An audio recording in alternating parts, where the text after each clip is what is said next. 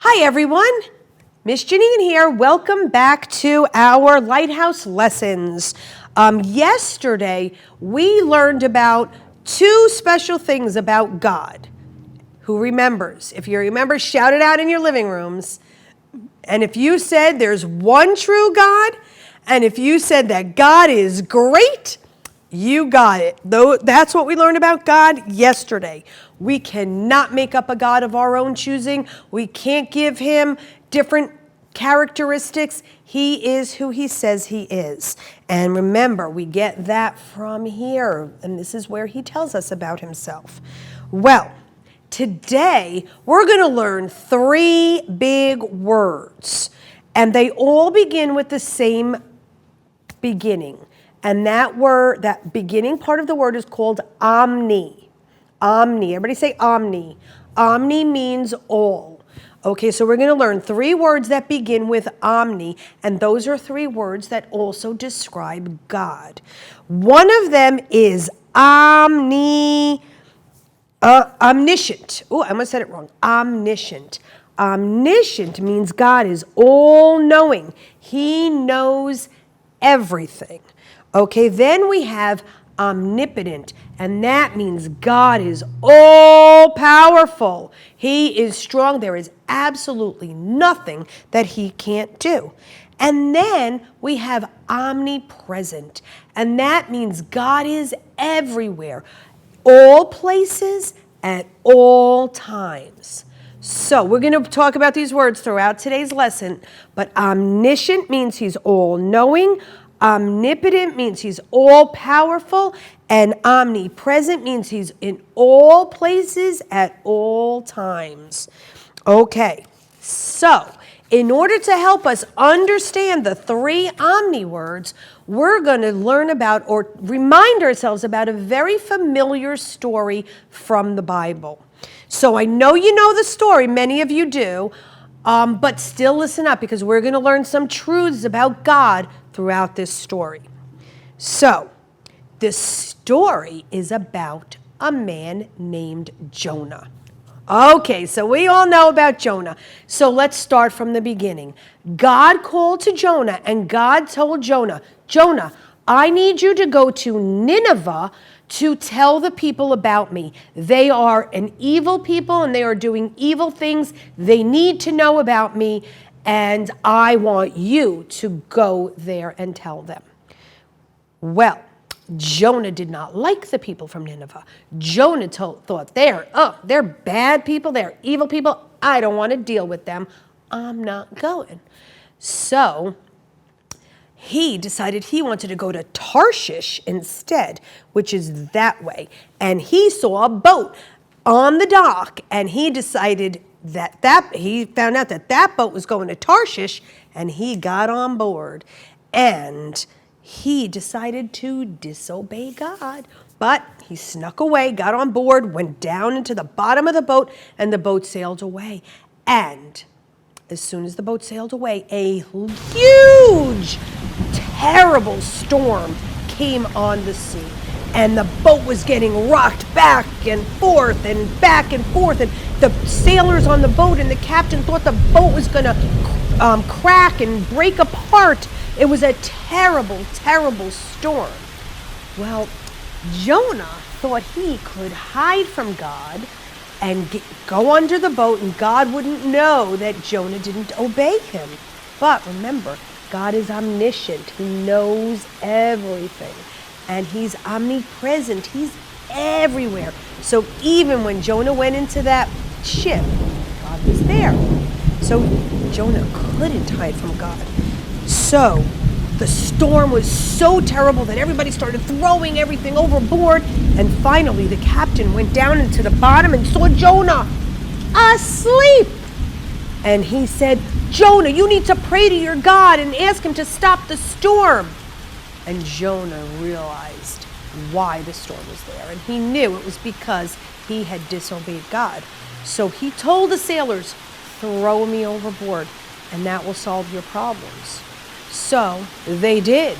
They threw him overboard, and the storm subsided for the sailors on the boat. But not for Jonah, because God sent a giant fish to gobble up Jonah. And Jonah was swallowed up into the belly of the giant fish for 3 days and 3 nights. Imagine how that smelled, just how it's slimy it must have felt, but just how stinky it must have been in the belly of a giant fish. And Jonah began to pray. And God heard him because God was there even in the belly of the fish. God is omnipresent, all places at all times. And he heard Jonah's prayer. And because God is all powerful, omnipotent, he made the whale or the fish, we don't know if it was a whale, barf Jonah out of his stomach onto dry land. And so the fish threw Jonah up, and Jonah was able to survive being swallowed by the big fish because God is all powerful. Now, do you think anything is too hard for God? I mean, gee whiz, he brought a storm on the boat. He made a giant fish swallow up a man staying in there for 3 days and barfs out alive. Do you think there's anything too difficult for God? Do you think it's hard for God to create a planet like the earth that we're standing on or the stars? Nope. Do you think it's hard for God to see in the dark? Nope. Do you think it's hard for God to be at the bottom of the ocean and at the top of a mountain at the same time? Nope. Do you think it's hard for God to make a person? Nope. Here I am. There you are. He made us. Is it too hard for God to bring a person back to life after they've died? Nope. God brought Jesus back to life. God is almighty. He is all-powerful. He is our amazing, all-knowing, all-powerful, all-present God. And we have great news, because not only is he all-powerful, almighty, all-present, and all-knowing, he is also kind and loving. He cares about you. He cares about me. So he always uses his power for our good. Which makes me wonder, do you think it was good for Jonah to be thrown overboard on a ship in the middle of the sea, in the middle of a giant storm? Doesn't seem like it. Do you think it was good that Jonah got swallowed up by a big fish? Doesn't sound like it to me. But then, hey, wait a minute. Jonah prayed and God saved him. And Jonah survived. So maybe the bad stuff helped God bring about the good stuff. That's how God has to work sometimes, because we're stubborn and we don't listen right away. So he's got to let some bad things happen so that we can then start looking at him, and he uses those things for our good. All right, I'm going to call Buddy to join us for a little bit of time. He asked if he could come back today. So I said, absolutely. So let me go get him. Hey, Buddy, the kids are ready for you. Yeah, come on, Buddy. Oh, thanks, Mrs. Cranes. Hi, kids. I'm so happy to be back. I hope you are all happy to be back, too. All right. Well, what were you doing? Yesterday you were surfing. What are you doing today? Well, today I was playing Superman. I was stopping a speeding train with my bare hands. Woo-hoo. Wow. It's fun to pretend, isn't it? But you don't really think you have superpowers, do you? Well, no. But Spider-Man sure does. Have you seen the webs he spins? Well, guess what? He's pretend too. The superheroes you see on TV and in the movies and on video games, they're make-believe. They're not real.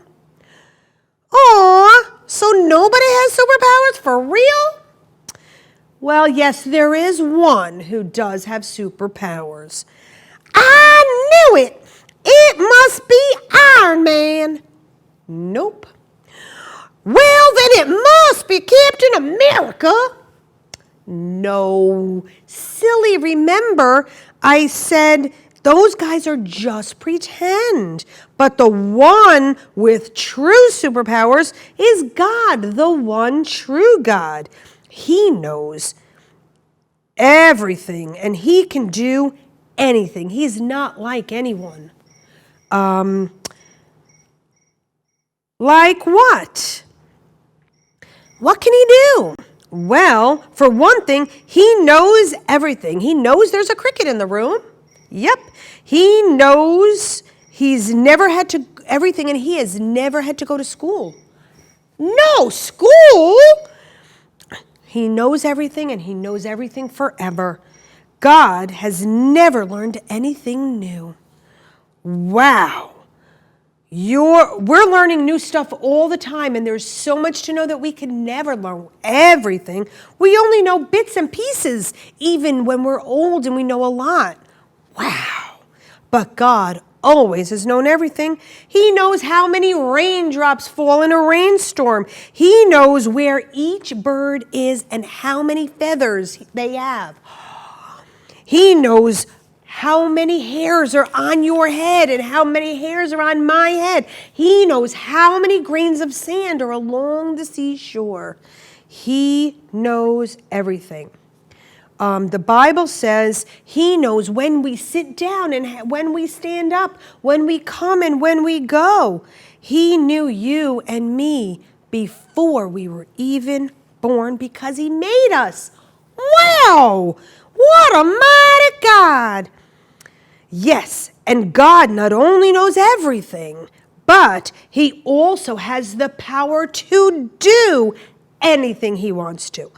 But he's a loving and kind God, so of course everything he does is for our good. What kind of power does he have? Well, he has the power over the weather. He can bring a storm like he did in the story of Jonah. He can bring the sunshine and calm the storm. He can bring a rainbow. He can also has the power to hold the planets in their places. And he has the power to heal our scrapes and our bruises. He even has the power to create our pets. Wow, that's incredible. I love this God. Yes, and another amazing ability that God has is he is everywhere at the same time. Wow! You mean God's here and God's across the world with those children too? That's what I mean. The Bible tells us if we go to the highest mountain or the lowest valley, God will be with us. God is there. It's really great news that God is always with us, that we're never alone. We don't even have to be afraid because God is with us. That's right, buddy. That's something to remember whenever we feel scared and alone. God is great. God is good. Yes, he is both great and good all the time. If we're his children, we can know he's our kind and loving Father who is always with us and knows all about us. He is awesome. That is so awesome. Wow, I'm going to go sit in the dark for a minute and remember God is with me. Bye, y'all. Bye, buddy.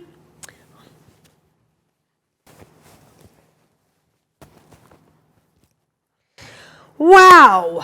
Well, that was pretty cool. I think Buddy was pretty impressed with our awesome, great God and the superpowers that God has. Let's review those superpowers. Remember, one of them is omniscient, and that means God is all-knowing. He knows everything forever, and he doesn't forget. Then we have omnipresent, which means all places at all times. And then we have omnipotent, which is all powerful. And this reminds me of that God is so powerful that he raised Jesus from the dead. And he had the power to create everything from nothing. And in Genesis chapter 1, in our Bible, it talks about how God did that. And he has the power to make us well. And he has the power to hear our prayers. So we have an awesome, awesome God. Omniscient, omnipotent, and omnipresent. That is our God, the one true God, who is so great. And our Bible verse for this lesson comes from Jeremiah 32:27 in the Old Testament. And this says, "Behold, I am the Lord, the God of all flesh. Is anything too hard for me?" And he's not asking us that question. It's just like, there's nothing too hard for me. That's our God. I want to thank you for joining me today, and I hope I get to see you at Vacation Bible School. Thank you. Have a great day.